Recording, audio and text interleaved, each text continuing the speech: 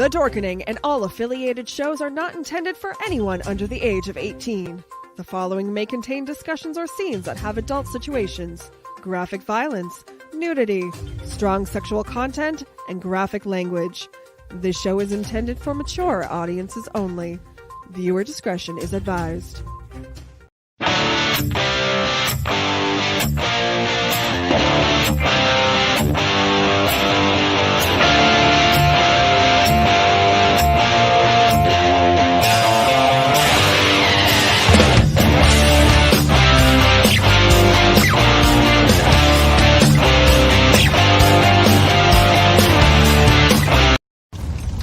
Greetings, Spice fans! Silk City Hot Sauce is now sponsoring the Dorkening Podcast Network. Our craft sauces are made in Vermont in small, high-quality batches using locally sourced, farm-grown ingredients. Silk City Hot Sauce comes in a variety of heat strengths and killer flavors like Jezebel, Erotic Fever, Mango Madness, and Good Morning Jonestown. And don't forget our newest creation, Hot Syrup.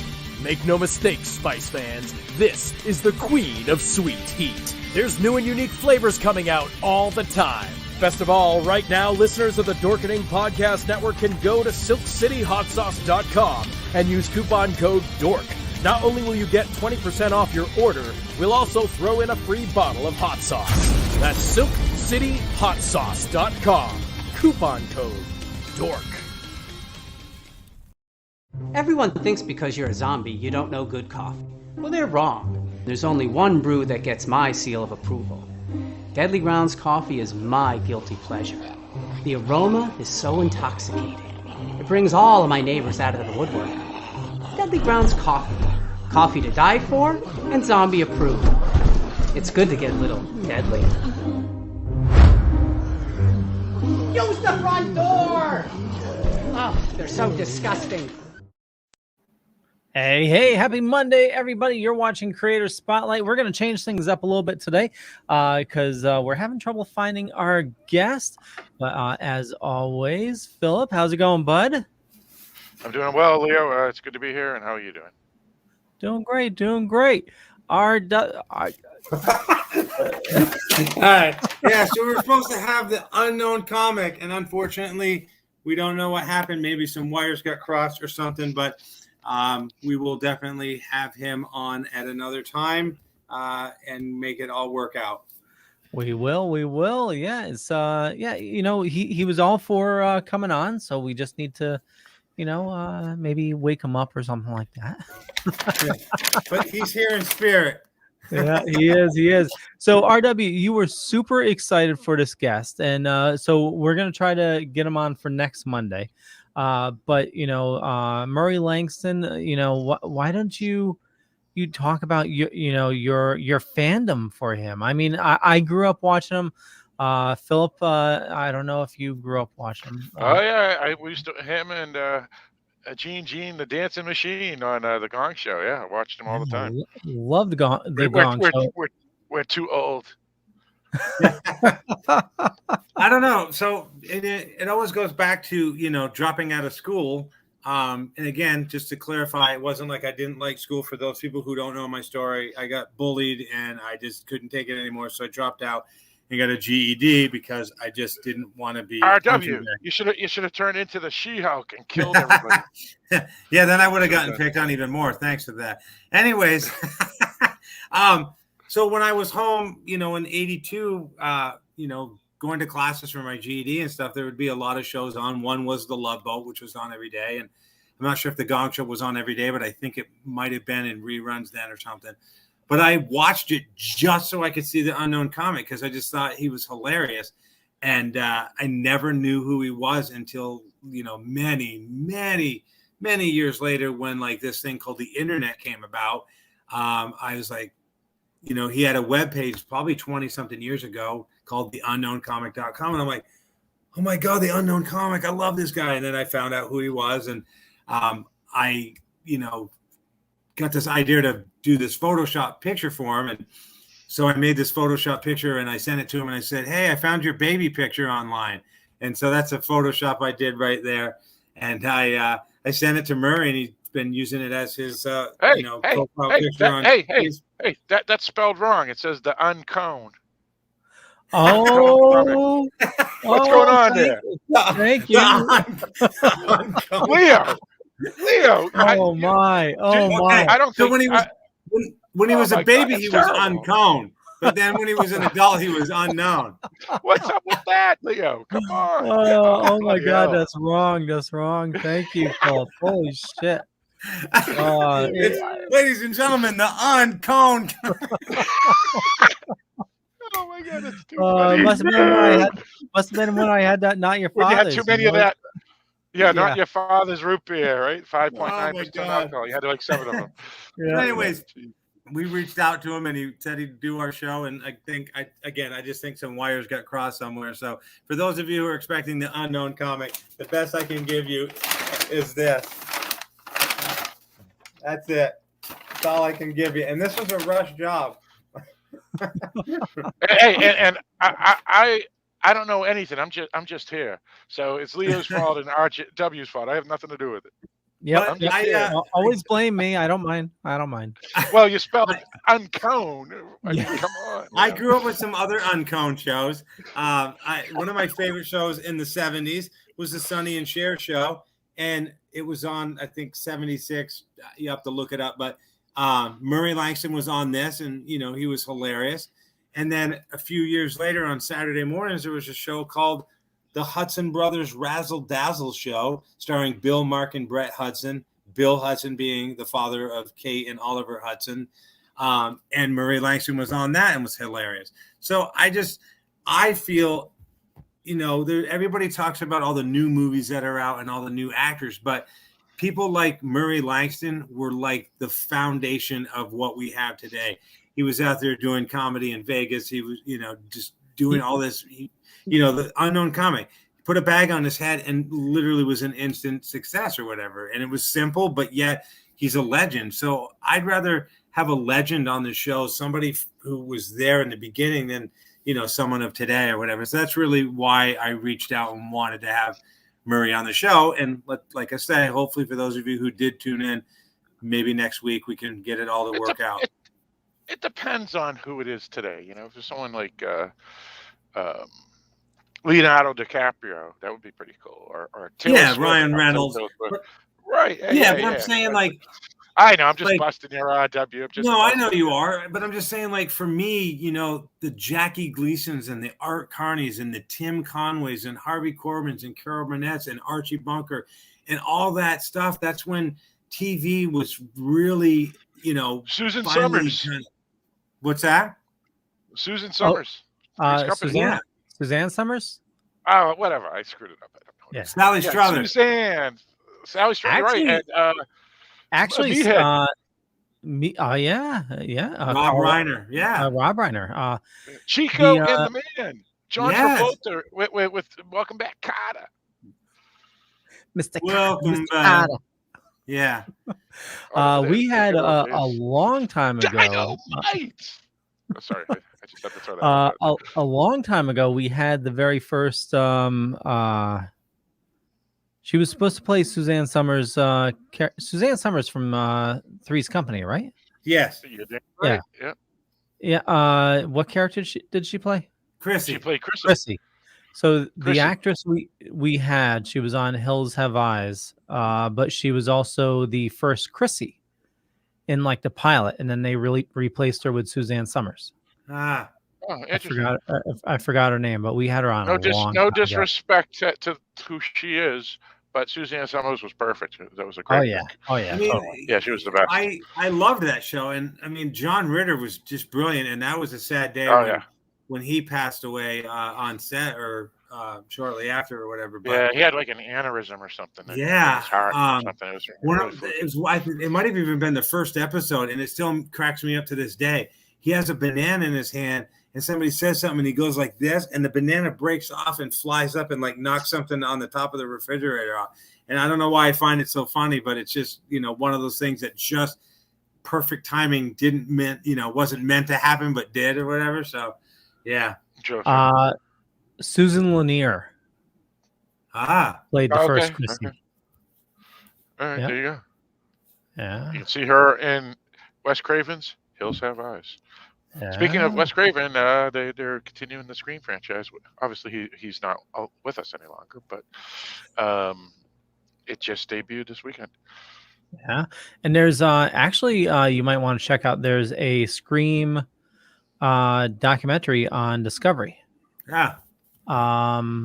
They go over the Gainesville killer that it was based off of, and it's like paranormal investigators are they're trying to I don't know if they're trying to contact him, but they're like at his spots where he killed people and just like doing paranormal investigations.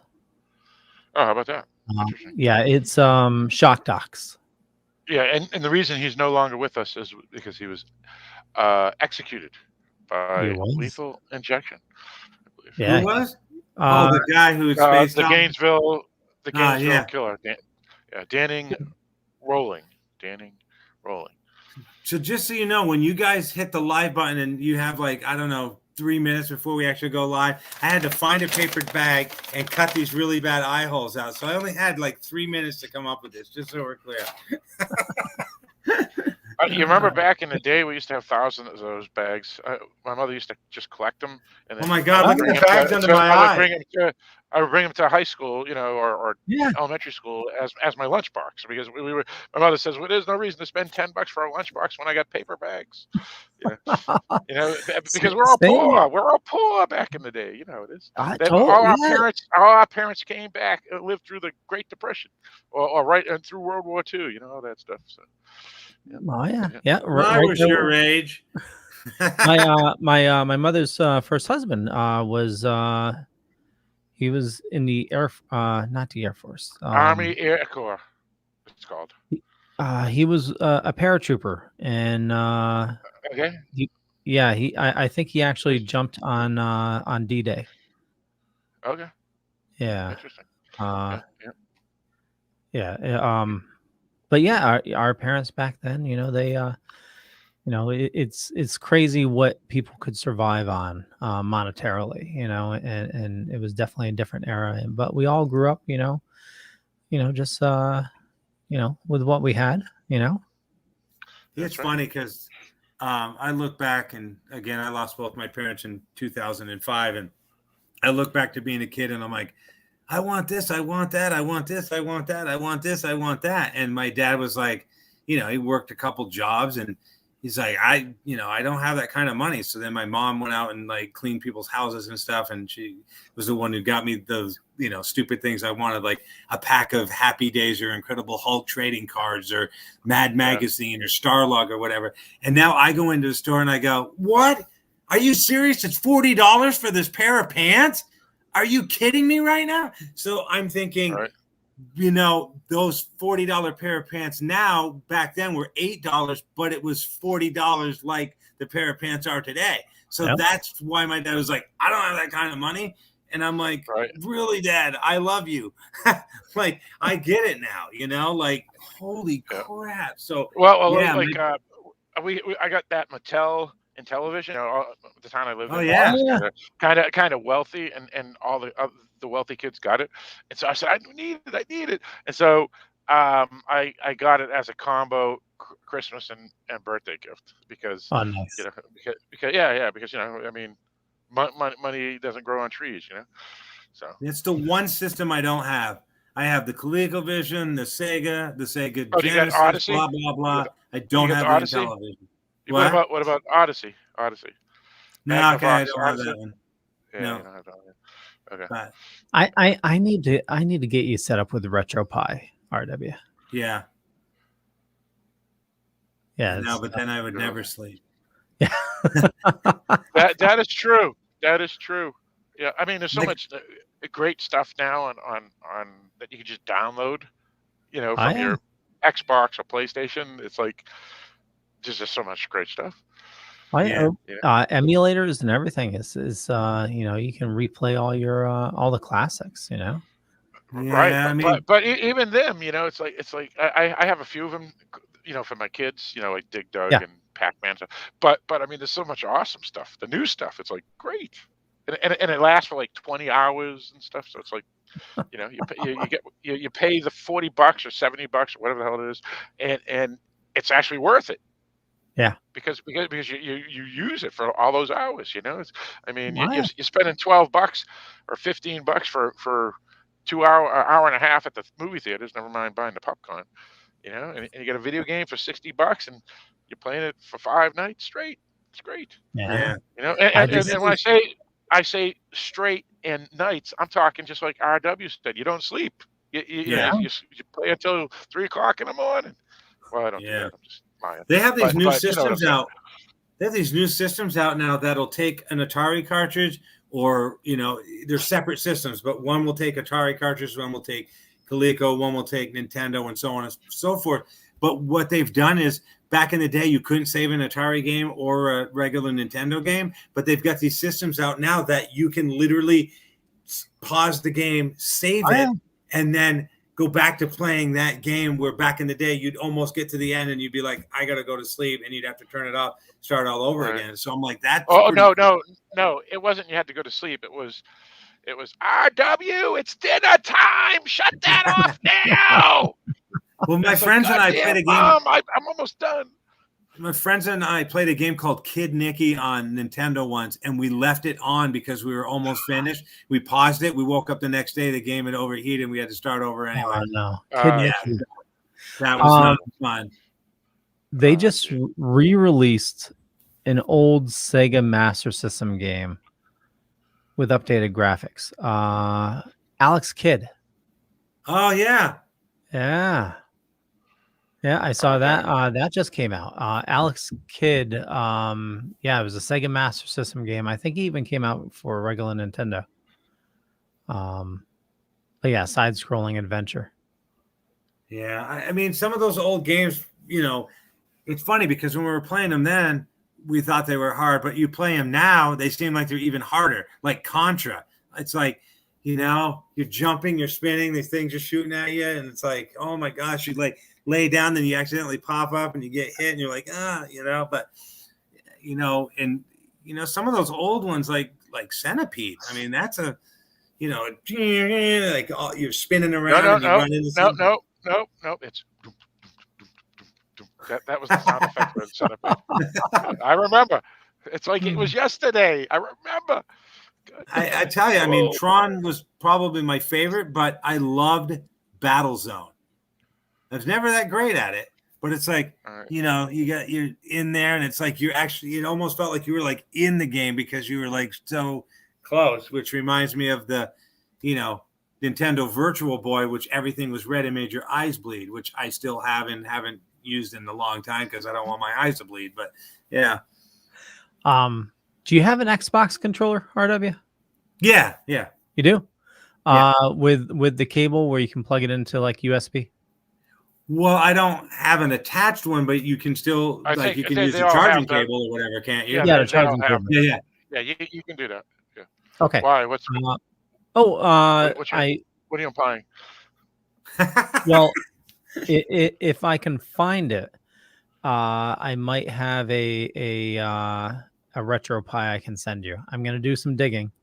What's that have to do with the little the Xbox brick thing that has all the games in it or whatever? What does that have to do with the Xbox controller? Because it's best used with like an Xbox controller. So it looks like a hard drive with all these games in it. You plug your controller in it and you HDMI to your TV. Is that kind of what it is? Yeah. Yeah, I was going to get one a long time ago, and this guy was like, I can put 2,000 games on there for $120, but the guy who does it, I haven't heard from him in a while. I'm like, okay. See, I built mine. Nice. I think I shoved a ton of games on it. I have one of the retro Nintendos that somebody hacked, and there's like 800 games on that. But out of the 800 games, only 16 I've ever heard of. The rest, I'm like, I've never even seen this game before. Like, what is this game? Yeah. But. I haven't used it in a long time, so I'm gonna do some digging. If I can find it, I'll send it to you, RW. Oh, okay. But yeah, I ended up putting them all on my computer with there's a emulator application I have on my computer that turned out even better. Nice. Yeah, I had like that. Was it Arcade One or something a long time ago, or something at Arcade or Arcade Ad or something? Had that, but that was like on a 386 computer like 20 years ago or whatever. And I never had a controller, so I'd have to use TY and spacebar, and I can't do that. So I was like, yeah, this is fun. Yeah. But Launchbox. It's called Launchbox. That's what nice. Yeah. Another one of my favorites back in the day was, see if you can get this one, Philip, from just the sound effect.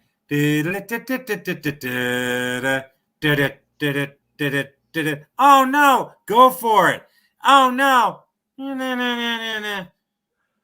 I don't know if I played that one. Crazy Climber?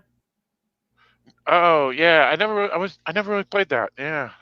I've seen climb it, the but I never building and played the it. windows shut on your hands and you fall, or they throw Oh yeah. That was plants awesome. out and it hits you in the head. Yeah, that was a great game. Oh and my then God, if you stop to do something, it goes, go for it. And then you go, and then it hits you in the head and it goes, oh no, and then you fall. Or yeah, that was a great game. Poop on you or whatever. Yeah. Yeah, that was a great game. Another one of my favorites will always be Phoenix. So you mean Joust? What? No, Phoenix. So Phoenix had like a row of kind of like Galaxian things that kind of went across the screen, and then a few of them would fly down. And then the next screen was the same thing, but you could rapid fire. And then the next one was eggs that went like this, and then the eggs turned into bluebirds, and then you had to shoot them. And then you had another wave of the birds, and then you had like a UFO that had a force field, and you had to get through the force field first, then destroy the ship or whatever. Wow. Yeah, that was another one of my favorite games. But yeah, on Atari, I always felt that Activision and iMagic made better games than Atari made for their own system. Do you remember? You obviously you must remember Yar's Revenge. Yeah, unfortunately made by I've heard of that game. Warsaw, who did E.T. and then got blacklisted for the rest of his life. Unfortunately, he makes Yar's Revenge, which is awesome, and then he makes E.T. and they're like, "Get out of here!" You know what's weird is I played that E.T. game and I actually thought it was pretty fun. I didn't hate it. Well, he had like 6 weeks to make it, or first he had like 3 months to make it, and they go, "You got 6 weeks now," or something. So it was like, right, you know. And Steven Spielberg approved it. He like played it. And, yeah. I watched E.T. last night with my kids for the first time. I saw that. Yeah. Well, I haven't. I seen it at theaters for Christ's sakes, but yeah. I decided to show it to my kids for the first time, and they thought it was great. Nice. Gun version or walkie-talkie version? Oh, gun version. Yeah. Nice. Yeah, and terrorist version, because they dub when he says he's going to dress as a terrorist, Dee Wallace says, "You can't dress as a terrorist," and then they switched it to, "You can't dress as a hippie," and that was part of that. That was another change in the walkie-talkie version. Yeah. It's been so they went back to the guns. Yeah, I have the thick E.T. has original version, not messed with, the new version, and then like I don't know what the other, like maybe behind the scenes or Yeah, there's a version where he added even more additional scenes that were cutting. Right. Yeah. I mean, there's like 3 editions of Close Encounters. Yeah. It's like the one we saw, theatrical director's cut. Like it's dude. insane. I saw Close Encounters like 8 times at the theaters as a kid, and they changed. I saw different versions. Yeah. At the theater. That's how crazy it was. Even Star Wars. There was one kid I know that saw the Star Wars where Luke talks to his buddy on Tatooine, and that was out for like 1 week, and he saw that version at the theater, and I never saw that version. And I saw it too. And Encounters, they changed it. It was weird. I've seen it too, and everybody goes, "No, there's no way you've seen it. That footage was only available on this Star Wars CD-ROM thing." Not true. It was at the theaters. I know, and that's what I tried to tell people. I'm like, I saw it, and they're like, "No, you didn't." I'm like, "Yeah, you did." You know, that cut scene where they are, is it Tashi Station? Yeah, Tashi Station. I believe Tashi Station makes its way into Boba Fett. Nice. Yeah. Okay. Yeah. You know what's funny about Close Encounters? I remember seeing the version where he runs over to his neighbor's yard and he rips out the fence around the goose. Yeah, when he's thing, building, and that was right. And they cut that out, and another time it was just weird. It's like they should just put both versions, merge them together and just release it once. I mean, yeah, kind of like what they did with Clue. Yeah, there you go. Yeah, exactly.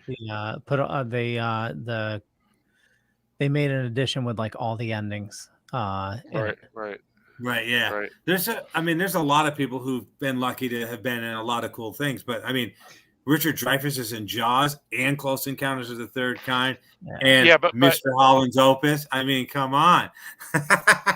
Yeah. Well, yeah. I mean, obviously his best roles were because he was Spielberg liked him, right? Yeah. And then, but then I think he had some quote unquote behavioral health issues, which means drugs. So his career kind of went for a little bit, like a lot of folks, unfortunately. But yeah, he had some good roles. And you know who was offered the part for Richard Dreyfuss's role in Close Encounters, but he turned it down because it was too emotional and he didn't believe in crying as a male, was the great Steve McQueen. He was offered the part. Oh, wow. It's amazing if you look online at some of the roles that other people were offered, and they're like, I'm not doing that. And then it becomes like this huge hit. Speaking of Spielberg, Quint was originally offered to Paul Newman and Sterling Hayden too, and they turned it down. And then Scarlett Johansson took Black Widow. That was not offered to her. It was offered to Emily Blunt, but Emily Blunt was stuck in a contract to do that Gulliver's something film that was a dud, and so she couldn't get out of her contract, and so they had to get Scarlett Johansson. And it was supposed What's to be funny is when you think about something like that, like 3 other actors in the pivotal roles of Jaws. People go, no, that would have never worked. But if that's who got cast, we would have never known these other people. And to be honest, it's hard to go, that would not have been a good movie. Even though Shaw was awesome. Shaw was awesome, believe me, he was fantastic, and he was the best part of that film, in my opinion. But I could see Newman or Sterling Hayden easily doing that role as well. They would have been awesome. Yeah, like I think like Jeff Bridges and Kurt Russell and Harrison Ford, like I see Tom Selleck. I see Kurt Russell pulling off Han Solo, and I see Jeff Bridges pulling it off. And people are like, no, it's Harrison Ford, but that's because Harrison Ford was in that role. But Jeff Bridges would have been really good. That's a fair point. Exactly. So that's what I'm saying is, we're always like, no one else could have played these parts, but we'll never know. And even if they did play it, we wouldn't know that these other people who didn't play them, were the ones that should have played them. So it's such a hard thing to go, this movie was because of this person, but we'll never know if what that other person would have done in that role. But that's absolutely right. Yeah. And to be honest, most of them would have been fine. Yeah. The roles were so well written, and even though the actors were phenomenal in the roles, those other actors that we mentioned would have been fine too. Because they're damn good actors. Yeah. But yeah, no, there's go ahead. Tom Selleck must be bummed because he could have been Indiana right, Jones. And then he ended up doing High Road to China. He did High Road to China, almost kind of like an Indiana Jones character. Go ahead, Leo. Oh, Tom Selleck. Was it Tom Selleck? Yeah, it's Indiana Jones. No, but there was another Indiana Jones type movie around that time. Romancing the Stone. No. Michael Douglas. Kurt Russell, that was good. I'm like, wait, what? There was 3 of them. There was an Alan Quartermain one with Alan Quartermain. Yes, with Richard Chamberlain. That was it, Alan Quartermain. Okay, I thought it was Tom Selleck. Tom Selleck did Quigley Down Under. And then I don't know how far back you guys go, but there was a TV series called Tales of the Gold Monkey. Was kind of like a Raiders of the Lost Ark kind of thing with a little bit of a twist or whatever. But And we had the young Indiana Jones. I mean, it's yeah, and supposedly, and I watched some of them when I was, when it was originally on, but I just I've got to revisit it, and I know that I can. But supposedly Harrison did one of those episodes, and I've never really seen that one. But supposedly he did one of those as himself or as Indiana Jones. I'm pretty sure he did. Yeah. Yeah. But it's just funny how the old Indy's got the eye patch, so he's like Indiana Snake Plissken Jones. Philip, did you ever see those young Indiana Jones? With Sean Patrick Flanery, right? I think so, yeah. Yeah, I never bothered. I was like one of the people that just didn't. It wasn't Harrison Ford, Yeah, I'm like that sometimes too. Like somebody's like, "Oh, did you see the sequel to such and such?" And I'm like, "Yeah, the other people aren't in it. Why would I watch it?" But yeah. I remember that they were really promoted big time, and they re-released the VHS tapes at that point, and it was specifically because of that show, because they were using the tapes as advertisements for the show. So when you put the tapes in, you have to go through the commercials for young Indiana Jones intentionally, because so that was my first tape of Indiana Jones was those. Yeah. Wow. So everybody here had obviously VCRs. So I remember when I started my VCR collection. Well, first I started out with an RCA Selectavision player, and then I went to VHS or whatever, and I had like 10 VHSs. So what were your earliest memories of, buying a VHS movie that you're going to watch over and over again? My first VHS tape that I bought on my own, and we didn't get a VCR till like late, was I'm pretty sure it was Commando. Okay. Yeah. I was a big Arnold Schwarzenegger fan in back in the day. Yeah. Right. I remember having Roxanne with Steve Martin. I love that. Dragnet with Tom Hanks and Dan Aykroyd, and I think the Blues Brothers. I think were the first early ones that I had, and so I'd watch those over and over again, and then, I'd get another one, and then I'd have 4 now or whatever. And someone would come over and like, I got 4 VHS movies. What do you want to watch? Right. Well, I used to buy the blanks, and I just recorded stuff off of HBO. Yes. Yeah. So I had like the Blues Brothers. I had that because I recorded off HBO and on and on. So yeah. I think I have 6 banana boxes of tapes in my storage unit that all have 3 movies per tape on them. So. I never did that. I always went the 2-hour tape because I wanted the better quality of the film. Yeah. And I sacrificed quality for quantity because I was lucky enough to be able to even afford a tape. So I'm like, I'm getting my money's worth out of this thing. Yeah. Actually, my first VHS tape was Lawrence of Arabia. Nice. That was an awesome Columbia. Film. The best film is my favorite film of all time, and so when I said I asked for it for my birthday, and my parents got it for me. Yeah. And if there was ever any room, like I taped 3 movies and there's like 25 minutes of blank tape, I would set up my video camera and lip sync it or make stupid videos. So yeah, there's a bunch of videos of me at like 16, 17, 18, 20, 21 or whatever, lip syncing Weird Al or Elvis or whatever that, someday soon we'll see the light of day on YouTube and people can make fun of me. I've never seen Lawrence of Arabia. I've been meaning to watch. It's unbelievable. It's unbelievable. Best film ever did.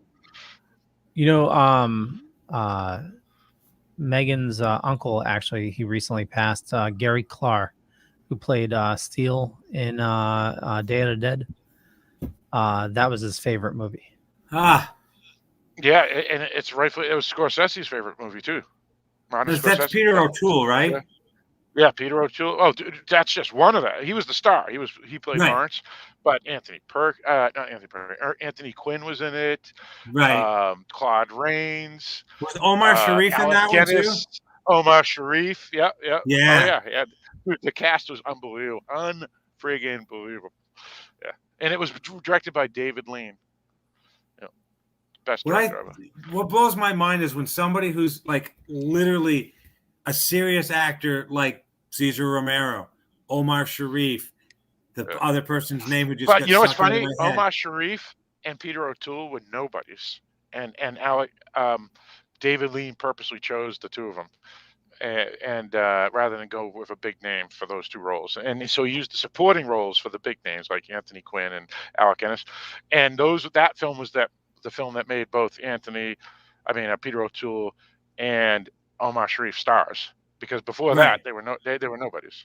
It was kind of funny. Like Lloyd Bridges and Peter Graves and Leslie Nielsen, who are all straight-laced actors, and then they do something like Airplane or Top Secret or something. Stalag 17.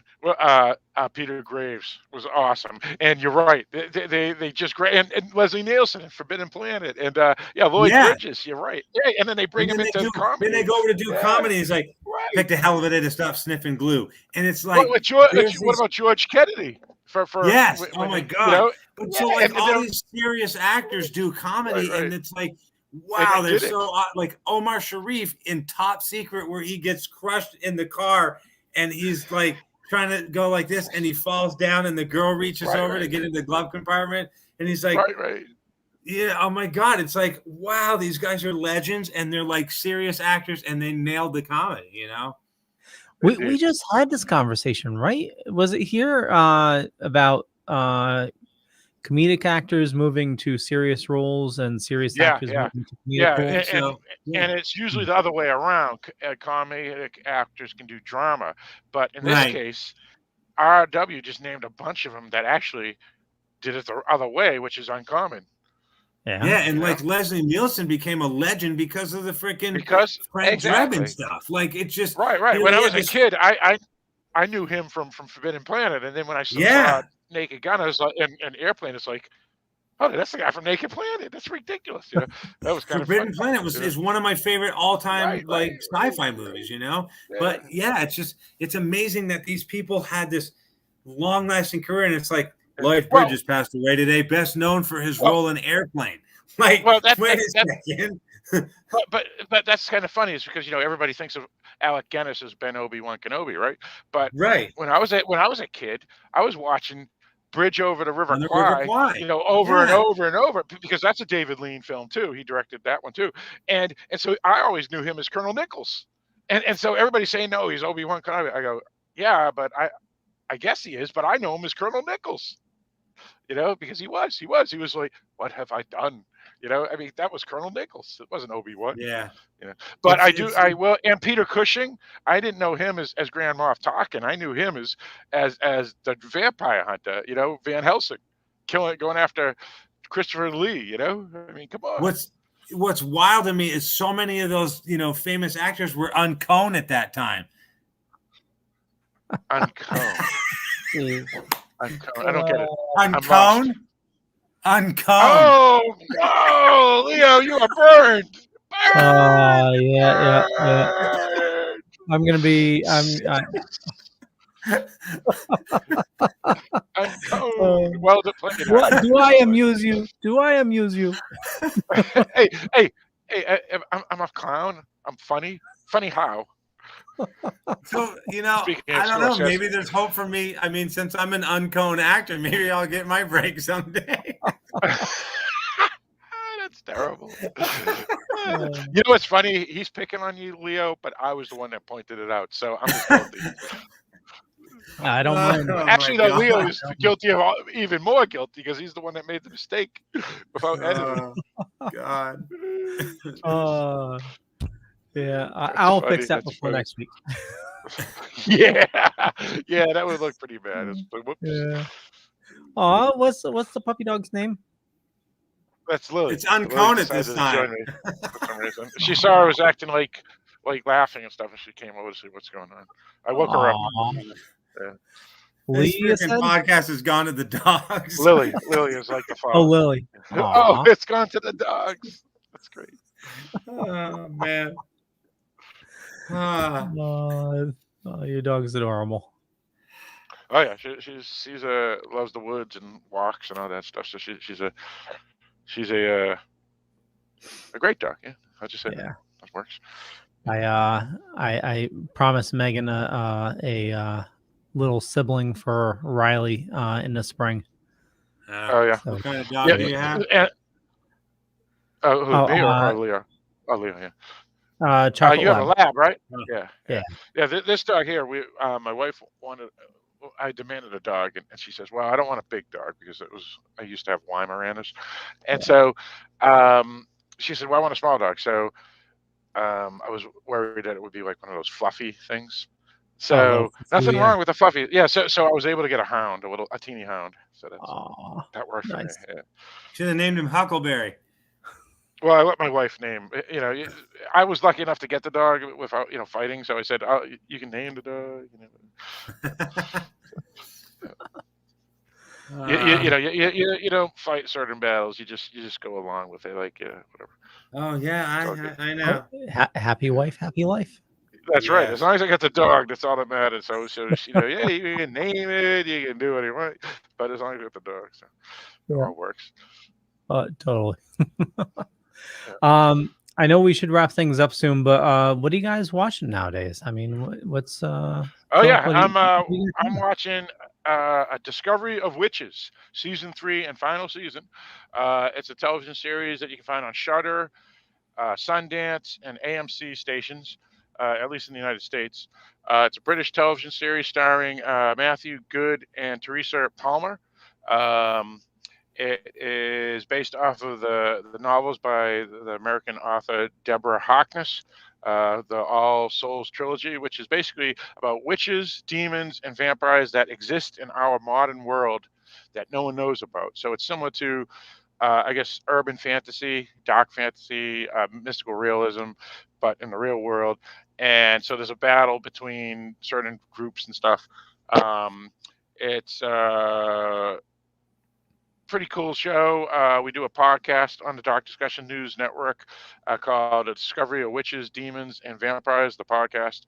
And so we've been doing that for the last few seasons, and so we're wrapping up this season. And so far, our two episodes are out. It's really good. Show's big thumbs up. Definitely worth checking out if you like urban fantasy, dark fantasy type of stuff. And also watching Rick and Morty season 5. Oh, nice. Yeah. Did you say that's a British show? Yeah, it's from the UK. Okay. So it's from, I think it's Sky or something like that. So it's on the Sky network in the UK. Though it is obviously imported over to the States. Teresa Palmer plays an American, even though she's the actress is actually Australian, so she does the fake American accent and really good. And but it has a large international cast as well, a lot of Brits and Welsh, Scottish, nice. Irish, Americans and Australians. So yeah.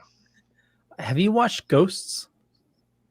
I don't even know that show existed. What is this and what channel? HBO. The people that move into the house. Yeah, so there's two versions. There's a British version, and the British version was a success, and they ported it over to the US. Both versions are good, but the British version is far superior. But essentially, it's a couple. They move into this house, and one of them has an accident, and when she comes out of the coma, she can see ghosts. And it's so the house is like filled with ghosts, and it's just it's a comedy. It's hilarious, but it's like British comedy, and it's just a fabulous show. And the American one's very similar, but it's the American one they changed up the ghosts a little bit, but definitely start with the British one. It's and they both on HBO.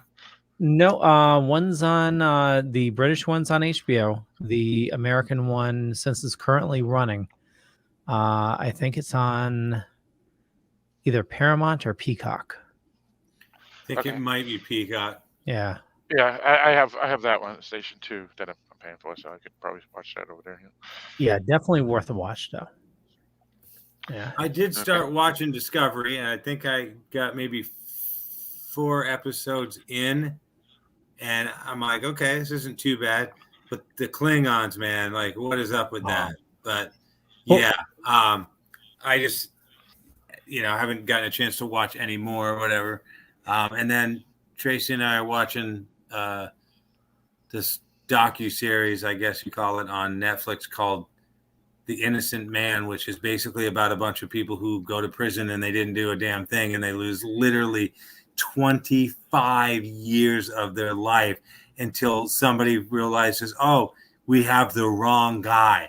So like guy goes into prison at like 20 years old, gets out when he's 45 and shouldn't have been in there at all, and loses all that time. His mom dies, his dad dies, whatever, and comes back, and the life that he had is gone because his mom passed away, or his dad, or his sister, or whatever. And I'm like, man, the system's got to be a little better than that, But it's just it's really interesting to see, and a lot of them get out and they're just like, yeah, I don't hold any grudges against anybody. And I'm like, dude, you've wasted 25 years of your life in prison. One guy got $10.1 million compensation, but still all that lost time and you can't make up, But so we find that kind of stuff interesting. But yeah, we're going to watch the Book of Boba Fett at some point. Nice. I'm actually doing. Oh, I was just gonna say I'm actually doing more video games than TV shows. I've been playing about 6 different games. So I've been playing Resident Evil 2, the remake, Resident Evil 3, the remake, Resident Evil: The Village, which is unbelievable. Everybody should play that game. Doom: Ancient Gods 2. So it's the second downloadable content for the new Doom game.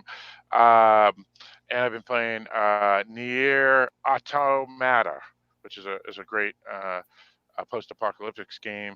And then I've introduced my kids into Dragon's Lair and Space Ace because we nice. About, and what are you playing those on? I got it all on Xbox. Everything's on Xbox. Nice. Yeah. Wow. Yeah. Space Ace and Dragon's Lair on Xbox? Yeah, you can buy the triple pack. It's like $19.99, and you get Dragon's Lair 1, Dragon's Lair 2, and Space Ace all together. Yeah. Nice. And so I bought that. Yeah. And I have my girls. They love playing Resident Evil as well. So we've been playing all 3 of the Resident Evils with them. They may be a little too young, but it's just zombies. So it's not like killing people or anything. So it's okay killing zombies. Yeah. So they like monsters and stuff. So yeah. I decided the other night I'd had enough Minecraft, and I played Star Wars Battlefront 2 again. And I'm not ever the strongest person on the team. What I do is I get positioned somewhere so when everybody else who's actually fighting the fight dies, they can spawn right next to me and be back into the action. So I'm like, spawn on me and you can go back and kill these people while I just huddle here in a corner and hope that I don't get killed. But one match I actually got like 4th place, and I was like, hey, I didn't do anything, but I'm in 4th place. Yay. But yeah, I don't know. I love that Star Wars Battlefront game, but I'd love to find somebody who has Perfect Dark so I could play that against them. Perfect. What is it called? Perfect Dark. It was like the kind of the sequel, not really a sequel, but to GoldenEye. Oh yeah. Oh okay. Like a James Bond thing.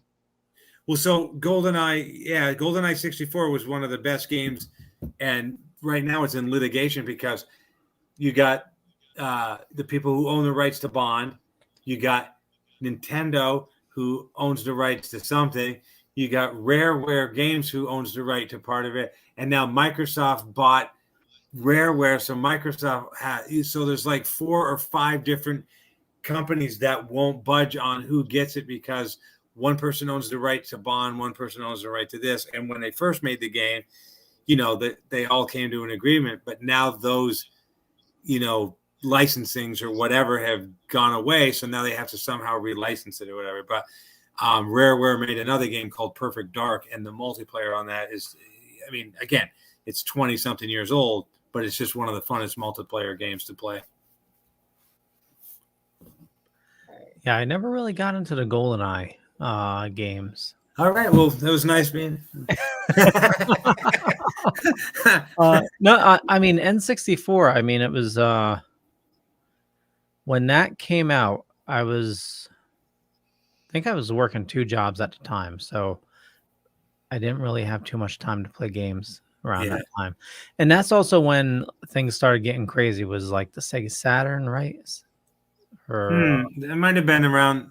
I never got the Sega. I got this Dreamcast. I never got the Saturn. Yeah, I might be mixing up times. But I remember there was I never even got into the Zelda games for that. I loved Mario though. Mario 64. Honestly, there's just so much stuff, right? You know? Oh yeah, tons of stuff. Yeah. It's I'm playing Far Cry 6 right now. I know you are. Yeah. It's getting a little bored though. It's definitely not as good as Far Cry 5.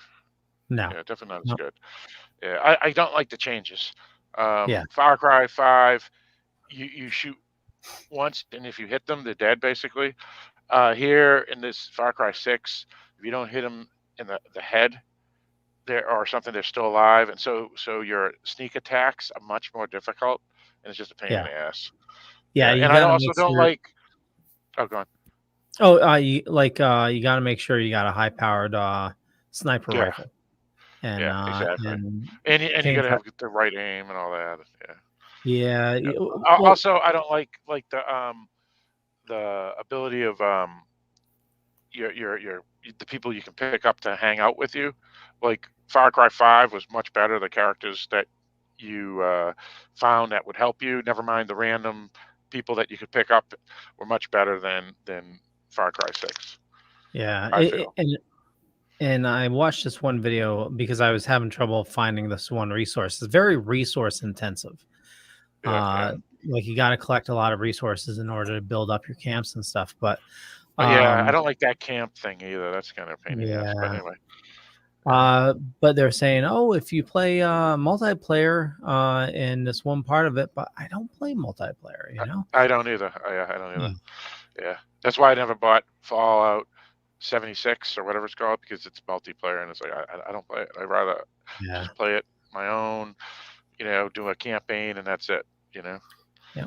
I like the choice. I like the choice of, okay, there's a campaign, I can just do my own thing. And then like with Battlefront, if you've never played Star Wars Battlefront, it's just such a great game. But you're on a team and you're playing against another team and whatever. Well, that's the thing, right?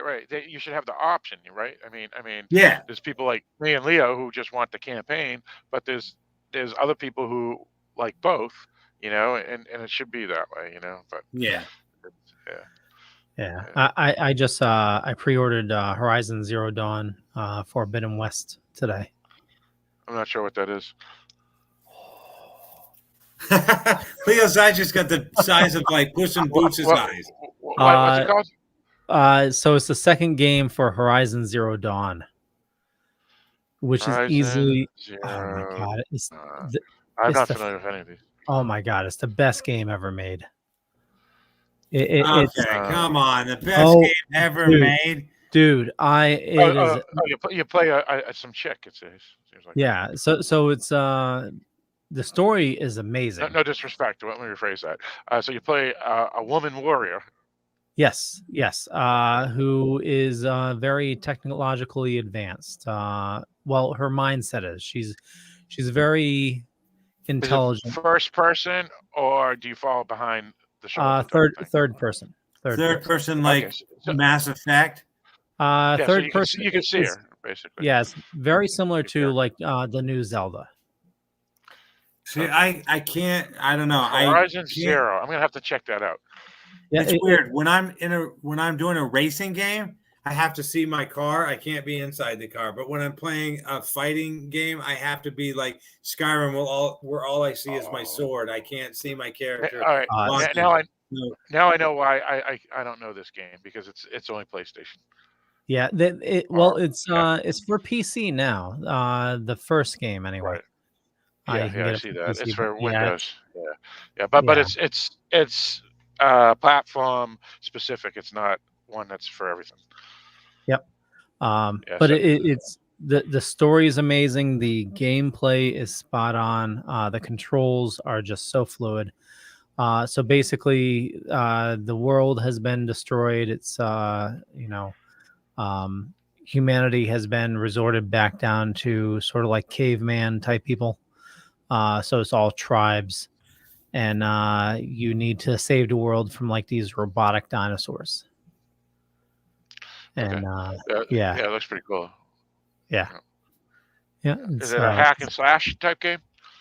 Yes, with the role-playing elements and open world. So Gotcha. you gain experience. You get attributes where you can both upgrade the weapons and your skills. So you may like that Nair Automata that I'm playing, which sounds kind of similar. Okay, it's probably worth checking out. Yeah, it's I'll put it in the chat for you, but yeah, it's basically you play as a post-apocalypse. Alien machines take over the world, and then the humans create these androids that go out to try to fight and save the kind of world type of thing. And is it hack and slash type of game? Yeah, it's a hack and slash type of game. Yeah. So something like Devil May Cry or Bayonetta or something like that. It's pretty good. It's a sequel to Nair, another Nair that they just re-released as a remake.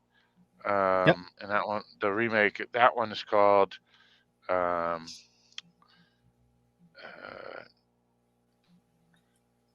Replicant. So you may want to check those out too. At least, do a YouTube video of it and you see what it's like and stuff. So, and you play as a woman android in the game, at least the first section of the game. So, I just the Nair Replicant is that's the first one. That's the first one, and Nair Automata. I can't even say it. Automata. Nair Automata. Yeah, and that's the one that was the game of the year or something, or one of the game of the years, like in 2017. Now, are these on Game Pass or anything, or are they just on the store? I think you can get them on. You can get them on Windows, Microsoft Windows. So I think you can get them on Steam. Yeah. Yeah, it's available for Steam. Yeah. Yeah. So the girls like playing that too. And again, it's not. It's you're just killing robots, so it's appropriate. Now, how old are your kids? 6 and 8. Nice. Yeah. So I wouldn't want to play Far Cry, or Fallout. Those I kind of, because you kill people in those. But when it's zombies or robots, it's okay. Yeah. And they love Halloween type stuff. So mine are soon to be 19 and 24. How about that? Yeah. Yeah. Well, I'm not much younger. I mean, you're not much older than me, but I had the kids late. Oh, I did too, really. Technically, I think, let's see if I can do math, which I'm not good at. Yeah, that's true. You had your kids at not really. You were probably early 30s, I think, right? Well, I'm 50. I can't do math in my head. I used to be able to 50. I'm 56, and so here we go. And my oldest so you're mid 30s. So I was 33. Yeah. Yeah. So early 30s. Yeah. I was in my 40s when I had my kids. So. And then 5 years later, when I was 38, I had my second child. Yeah. Mm-hmm. Yeah, so my parents were in their late 30s when they had me, actually. Yeah. What was that, Lou? Oh, yeah, same here. My parents were late in life when they had me as well. I was the baby. Yeah.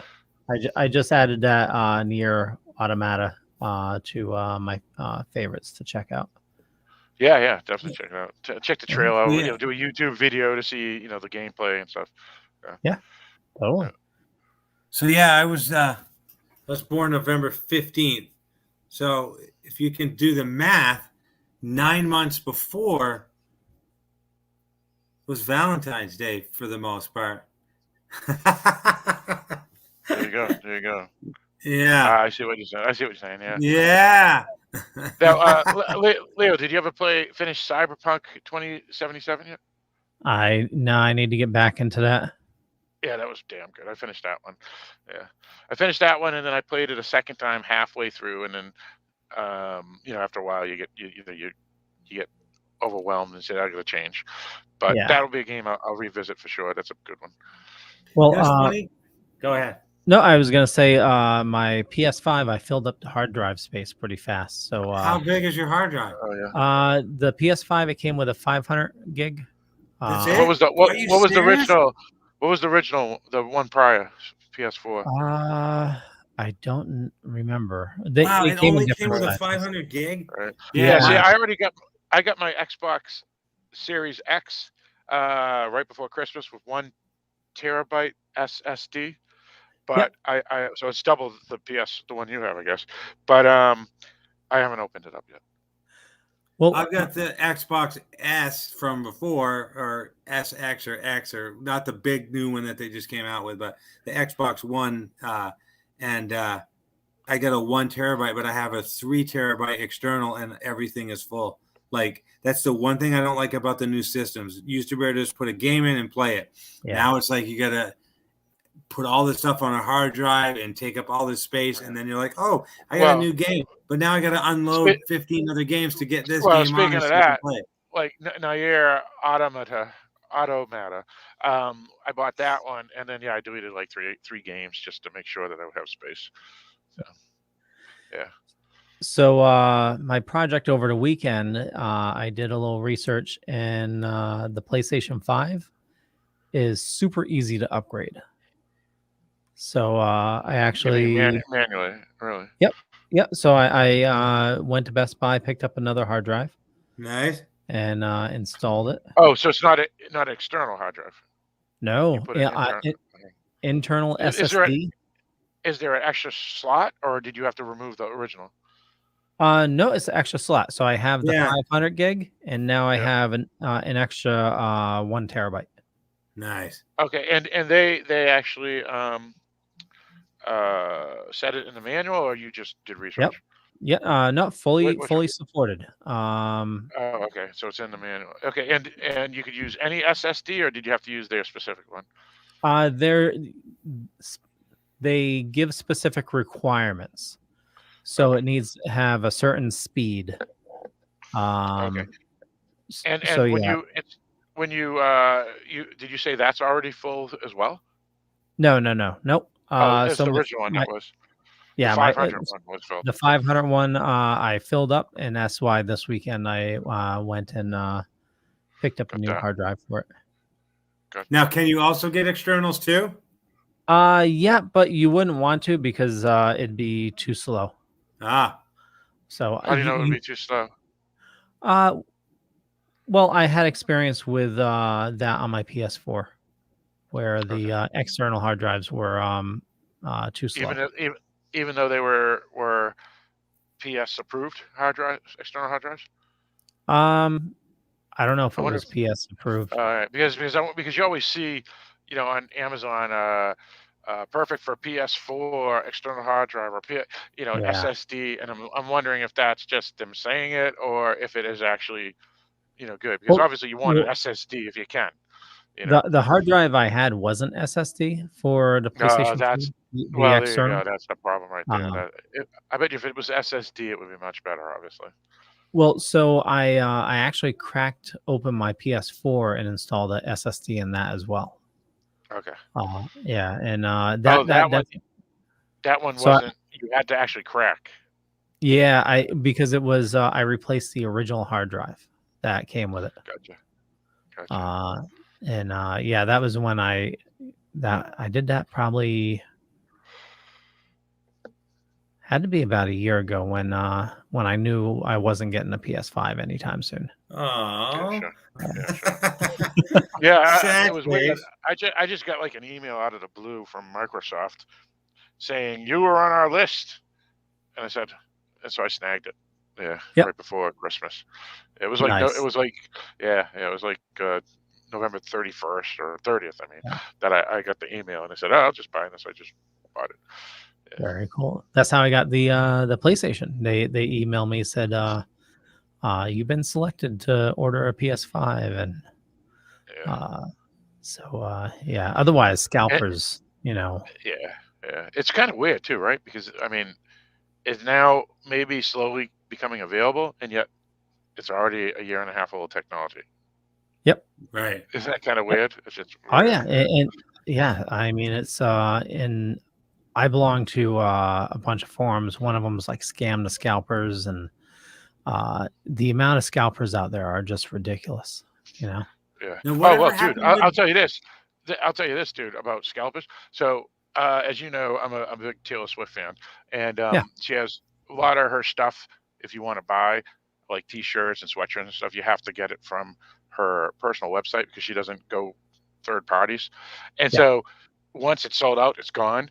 And then if you miss it, you go to eBay, people are selling them like a T-shirt for like $200 or a sweatshirt for Wow. $250. Yeah, so it's scalpers because people go in and they just purchase like the bots or however they do it, and they get like 20 of that T-shirt or that sweatshirt or that signed CD from her website, and then they plop them all on eBay or Etsy or wherever they sell shit. Yeah, it's crazy, dude. I got one. I won't sell it to you for $200. I have a van out here with no, I'm just kidding. Whatever happened with the wasn't Atari supposed to be coming out with the new system to compete with Xbox and PlayStation? It was like the new Atari something or other, and it was gonna play all the new games of today and just gonna let you play all the retro games. Whatever happened with that? It got released. It wasn't really a big huzzah about it. Oh, really? So it actually did get released? Pretty sure it did. Atari VCS. Huh. Yeah, there is Atari VC. I never even heard of it. Classic reimagined. But the question is though, all these gaming companies have to put out the games for that system too, right? Otherwise, it won't work, right? Unless it was download only. I think it's more. Well, you still have to compile it so it would work with this new system, right? Yeah. It might work with, let's see, Linux. Yeah, here it is. $479 for the Black Walnut bundle, and then there's the Onyx base for $299, and then there's the VCS Black Walnut for $399, and accessories. Wow, look at this joysticks, $59.99 if you buy them separate. When back in the day, you get them for $10. But it really comes down to what games they have. Let's see what they have. Well, you have the Vault, but you figure you're going to have that anyway. And then innovative indie games, Antstream Arcade, and then the cloud. But the problem isn't any of that. It's all retro. The problem is that you want all the new games, right? You want the Horizon game that you were talking about, or Far Cry 6, or until it gets those type of games, it's just not going to work, right? Oh, so it works with cloud game streaming as well. So yeah, exactly. But the Xbox games, GeForce. Oh yeah, I see what you're saying. Microsoft Xbox Cloud Gaming, Amazon's Luna. So what does that mean? What's the Xbox Cloud Gaming mean? I don't even know what that means. So a bunch of companies started doing like cloud gaming. So like Xbox does it now. So instead of having a disc, you pay for it or you stream it or whatever, and instead of downloading anything, you just go on the internet and play it on a server or whatever. So the game. Oh right, yeah, I saw that. You can pay like $1 for a month. I saw that on my Xbox. Yeah. So the game hardware is on the developer's side, so the vendor's side. So they're using their horsepower and they're just streaming to you the game. Okay. It's a little slow depending on how fast your stuff is, but yeah. Right. Okay, so that helps. But you would think that they would want to get like, Ubisoft and all these other companies to actually make the game specific for their console as well, Yeah. I mean, that's how Xbox did it, right? They paid some companies to make Halo and all these other games, and then Halo was such an awesome game. Everybody just went out and bought the Xbox just because of Halo, and Gear Wars and all this other stuff. So unless Atari can do that, where they can convince some companies to make games exclusive for their system, it may be tough for them to now, if Halo was Xbox's game, what would PlayStation's game be? Oh, that zombie game, the one where the cordyceps take over your brain. What the hell's the name of that game? One where there's a girl and a guy and The Last of Us? Yeah, that one. Yeah, that's a PlayStation only. The game that Leo was talking about was a PlayStation only. The Horizon, Dark Horizon, or whatever. So they have a few as well. What is it? Ratchet and Clank. That's like their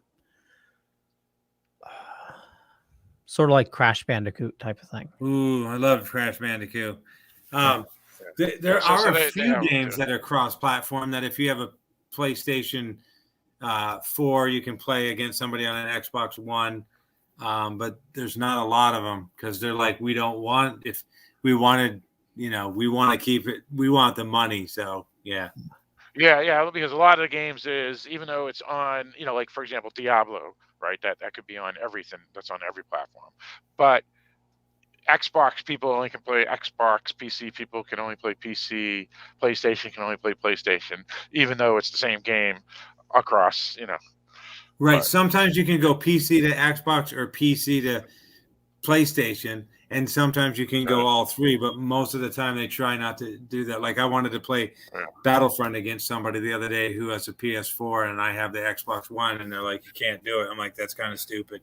We're all playing the same game. I just don't want a PlayStation. I want to play it on my Xbox. What's interesting about what Leo said is that Dark Horizon, is that the name of it? Dark Horizon 1? Horizon Zero Dawn. Horizon Zero Dawn.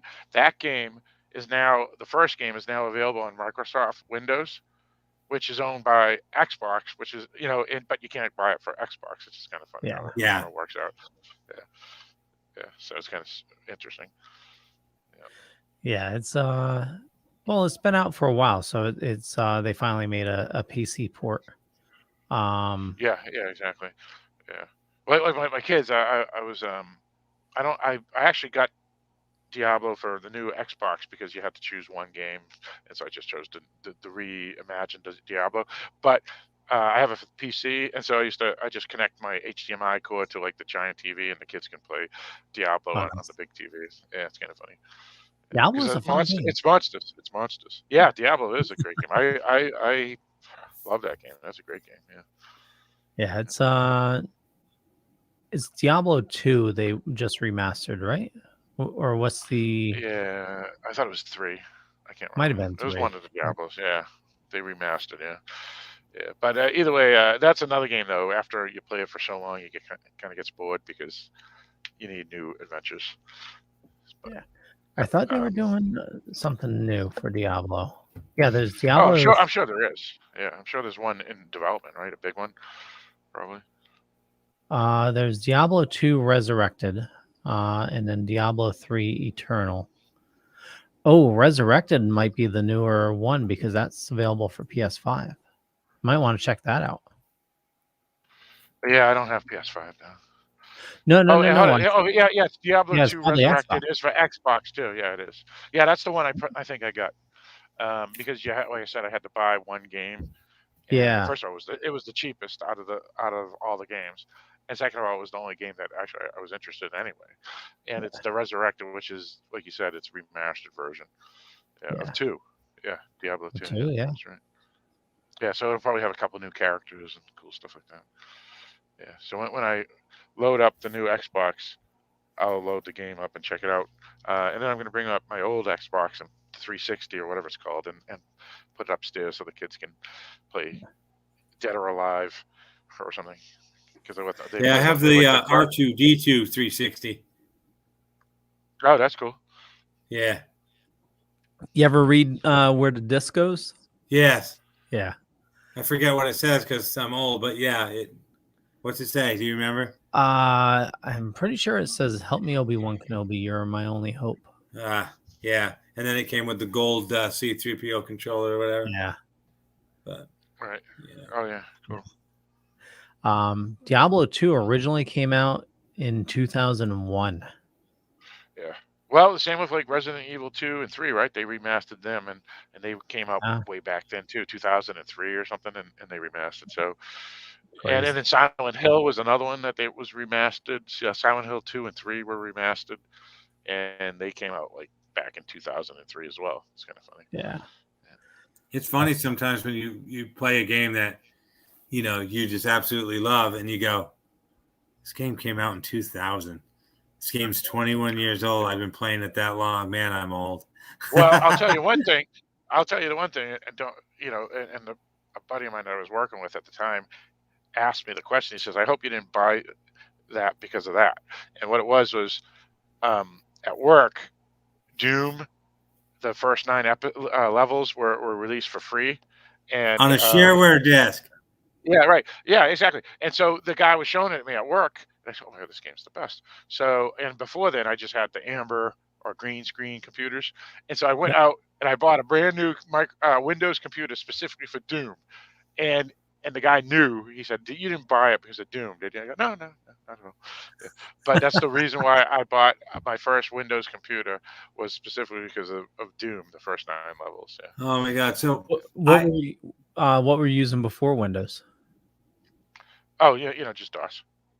Okay. Yeah. That's what everybody had. It was DOS. It was still a PC. Gotcha. Yeah, okay. yeah, exactly.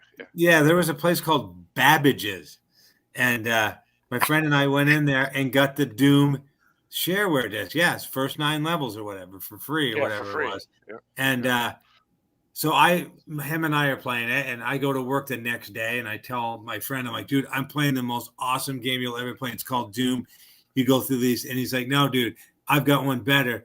It's called Wolfenstein. And I'm like, no, Doom is better than your game. And I show him mine. He shows me his, and I'm like, these are like pretty much the same game.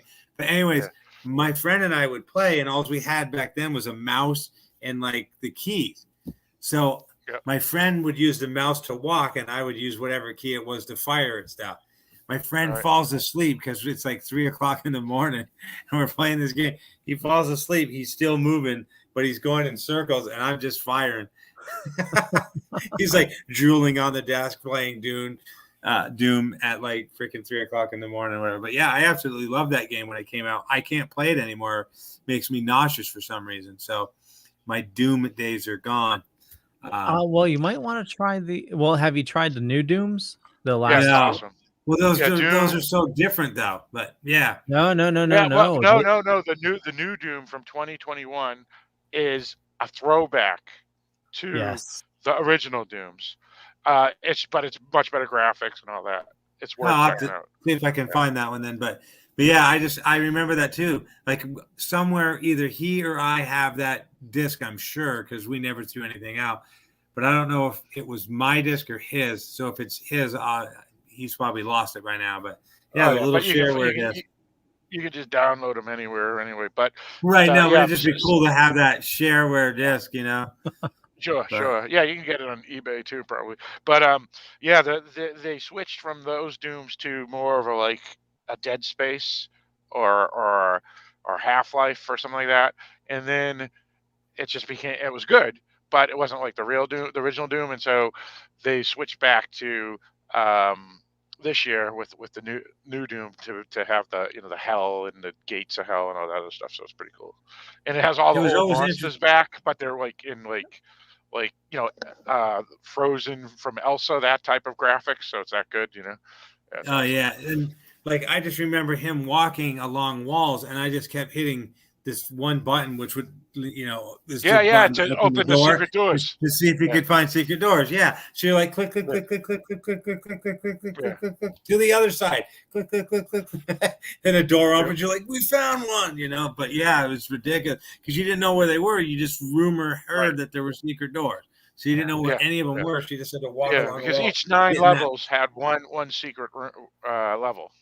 Yeah. So there was really 10 levels if you could find the secret door. Yeah. Oh my God. But yeah, those were fun days. Oh, and the music for those games were awesome too. Yeah. Well, it was 9 Inch Nails, right? That was a later version, but that was the second Doom too. I think. But Yeah, Doom Doom 1, 2 was Nine Inch Nails. Yeah. yeah, but Doom 1 wasn't. And actually, I thought Doom 1 had better music, to be honest.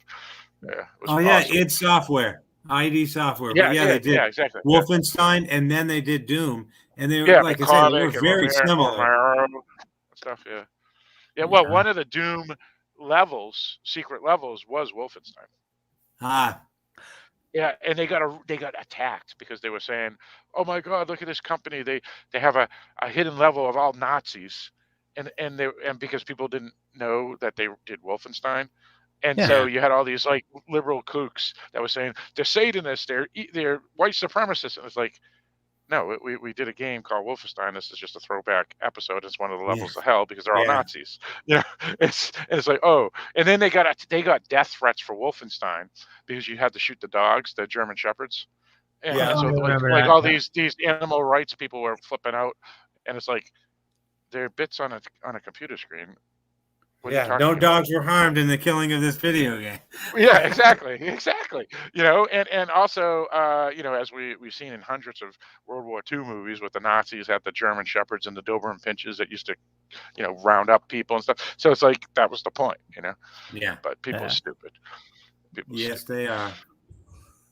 Yeah, but yeah, id Software and id Software still makes the new version too. Yeah, it's different. It's different employees, but right. Yeah. Their games was why I wanted to upgrade. Quake. You remember they did Quake too? Oh yeah, Quake.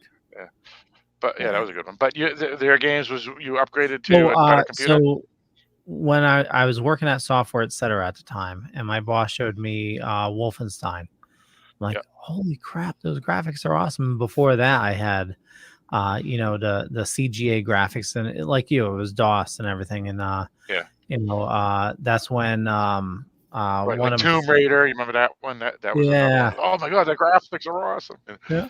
Well, you know, you know, before that I had like CGA graphics, and I was just playing DOS games, but you know, because of that, I learned how to build my own computer. One of my customers sold me like their old computer parts, and you know, showed me how to build a computer, and it was that's what kicked me off on you know, Windows, you know, my tech life. I think I had an Apple IIe maybe, and with the big 5-inch discs or whatever, and I used to play Leisure Suit Larry on it or whatever. Yeah, that was awesome. Yeah. Oh my God! And then I finally got a 386, and I used to love playing Gorilla, where you're on skyscrapers. You had all these skyscrapers, buildings, different sizes. You had a gorilla over here and a gorilla over here on different size buildings, and there was wind velocity, and you would throw a banana, and you'd have to throw the banana at a certain angle and a certain velocity to throw it up and over and try to hit the other gorilla on the. So it's a 2-player game. Try to hit the other gorilla, and the you know, the wind velocity to determine how. I remember that games like that. Yeah, and then you hit the building, and they put a big gash in the building. So what you try to do is just go through the building as much as you can, get rid of the building out of your way, so you can try to get to gorilla before someone got you. I remember playing that one a lot. That's where like Angry Birds got their idea, to be honest. Games like that. Well, it was we played one like that called Tank Wars, but I remember that one too. Yeah, the overall king of it was Worms. The game Worms, same exact concept, you know. It's right. But I think that's actually on Xbox, right? Like free to play or whatever. Yeah. Worms won't die. It's like for everything. There's a lot of, you know, the cheap or free games you can find on their cloud service. Or if not cloud service, but download at the store. You guys ever play Jazz Ball? No. So, you know, the Pokeballs are white and red. So you have these white and red balls going across the screen, like, you know, they'd hit and they'd go this. Well, I can't do it. They'd go bing, bing, bing, bing. And they just bounce when they hit the corners of the screen. And you'd have to put your mouse either going this way or this way and build a wall to kind of cordon off the screen and get it into a smaller space like this. And you needed to get rid of like 75 or 80% of the screen and get these balls into these little spots. So it starts with 1, which is easy, and it's going slow.